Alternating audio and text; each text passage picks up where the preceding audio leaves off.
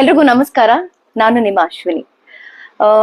ನಾನು big boss season 12 ಮನೆ ಒಳಗಡೆ ಇದ್ದಾಗ ಪ್ರತಿಯೊಬ್ರು ಕೂಡ ನಾನು ಗೆಲ್ಲಬೇಕು, ಚೆನ್ನಾಗಿ ಆಟ ಆಡ್ತಾ ಇದ್ದೀನಿ ಅಂತ ಹೇಳಿ ಪ್ರತಿ ಒಂದು ದಿನಾನು ಕೂಡ ನನ್ನ ಆಟನ ನೋಡಿ, ಟಾಸ್ಕ್ ಗಳನ್ನ ನೋಡಿ, ಮನೇಲಿ ಹೇಗಿರ್ತೀವಿ ಅನ್ನೋದನ್ನ ನೋಡಿ, ಪ್ರತಿಯೊಂದನ್ನು ನೋಡಿ ನಾನು ಆ ಮನೇಲಿ ಉಳ್ಕೊಳ್ಬೇಕು ಅಂತ ನೀವೆಲ್ಲರೂ ಕೂಡ ತುಂಬಾ ಸಪೋರ್ಟ್ ಮಾಡ್ತಾ ಇದ್ರಿ ನನಗೆ.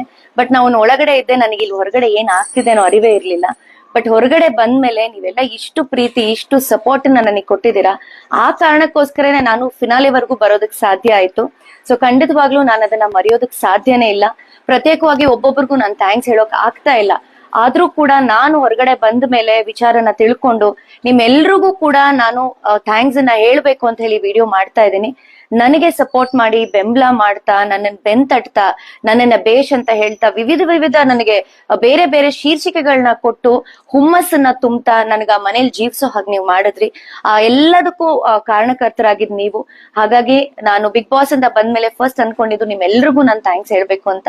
Thank you so much. ನನ್ನ ತುಂಬ ಹೃದಯದ ಧನ್ಯವಾದಗಳನ್ನ ನಾನು ವಿಡಿಯೋ ಮುಖಾಂತರ ನಿಮಗೆ ತಿಳಿಸ್ತಾ ಇದ್ದೀನಿ.